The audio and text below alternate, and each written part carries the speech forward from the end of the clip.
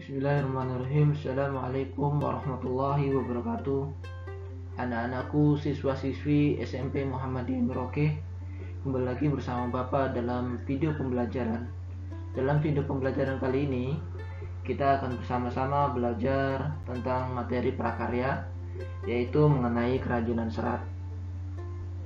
Adapun pokok pembahasan pada materi kali ini yaitu tentang bahan serat sebagai bahan baku tekstil. Lanjut. Yang pertama yaitu pengertian bahan serat. Bahan serat adalah suatu jenis bahan yang berupa potongan-potongan komponen yang membentuk jaringan memanjang yang utuh. Sedangkan menurut Kamus Besar Bahasa Indonesia, serat adalah suatu material yang perbandingan panjang dan lebarnya sangat besar dan molekul penyusunnya terorientasi terutama ke arah panjang. Sedangkan istilah serat sendiri sering dikaitkan dengan sayur-sayuran, buah-buahan, dan tekstil. Sebagai bahan baku tekstil, serat digunakan untuk aplikasi tekstil. Serat merupakan bahan baku yang digunakan dalam pembuatan benang dan kain.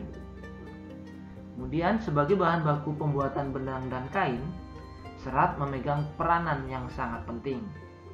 Sifat serat akan mempengaruhi sifat benang atau kain yang dihasilkan, baik dari pengolahan secara mekanik maupun pengolahan secara kimia. Oke, kita lanjut. Yang kedua yaitu jenis-jenis bahan serat. Bahan serat alam yaitu serat yang meliputi serat yang diproduksi oleh tumbuh-tumbuhan dan hewan. Serat jenis ini mudah terurai di dalam tanah dan juga dapat mengalami pelapukan. Serat alam dapat digolongkan menjadi 3 jenis, yaitu serat yang berasal dari tumbuh-tumbuhan, dari hewan, dan mineral. Namun pada video pembelajaran kali ini kita akan membahas tentang serat yang berasal dari tumbuh-tumbuhan dan serat yang berasal dari hewan. Baik, yang pertama yaitu serat yang berasal dari tumbuhan. Serat yang berasal dari tumbuhan dapat dilihat berdasarkan bagian-bagian tumbuhan. Tidak semua tumbuhan memiliki kandungan yang dapat diolah menjadi serat alam. Hal ini disebabkan serat yang diinginkan sebagai bahan baku produk tekstil memiliki persyaratan. Di antaranya adalah kuat, tahan lama, bentuknya tetap, permukaan yang halus ataupun berstruktur sesuai persyaratan produk. Serat dari tumbuhan dibagi menjadi 4. Yang pertama yaitu serat dari biji. Anak-anakku, kita sudah mengetahui hampir setiap tumbuh-tumbuhan memiliki buah atau memiliki biji. Namun setiap biji pada tumbuhan tidak semuanya dapat dijadikan sebagai bahan baku tekstil. Contoh serat biji yang dapat dijadikan bahan baku tekstil yaitu serat biji kapas dan serat biji kapuk. Kemudian yang kedua yaitu serat dari batang. Setiap tumbuhan memiliki batang. Struktur batang yang dihasilkan tumbuhan tentunya tidak sama satu dengan yang lainnya.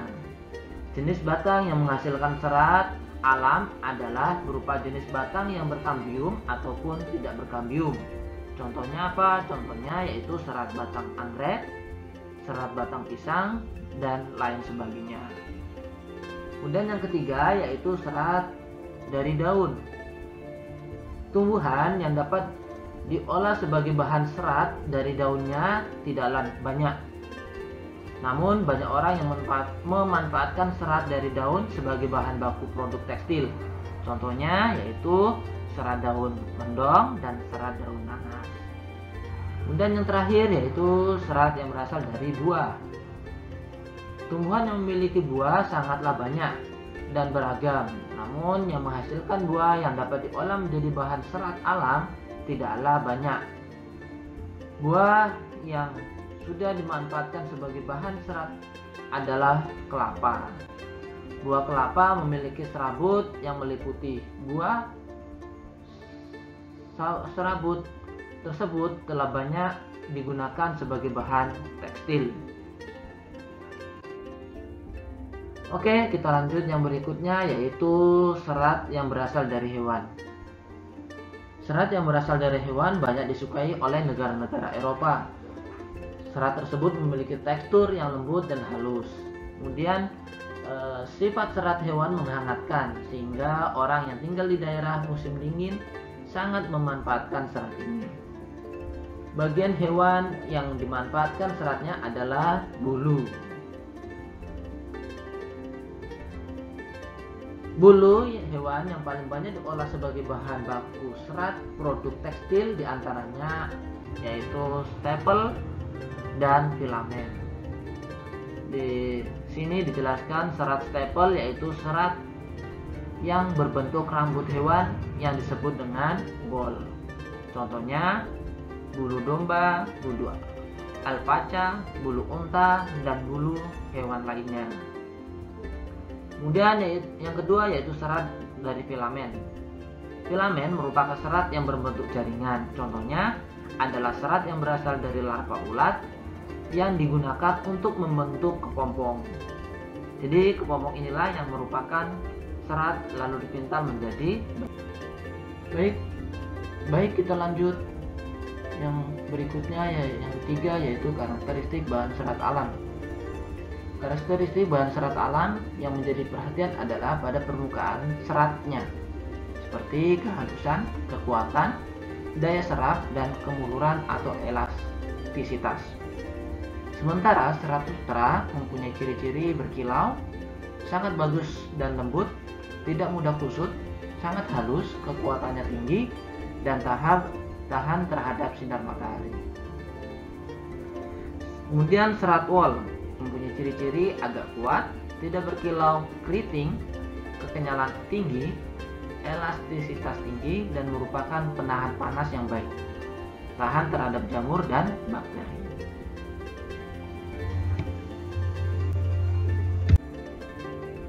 Demikianlah video singkat pada pembelajaran kali ini. Mudah-mudahan ada manfaatnya bagi anak-anakku, siswa-siswi SMP Muhammadiyah Merauke. Akhirnya Bapak ucapkan Assalamualaikum warahmatullahi wabarakatuh.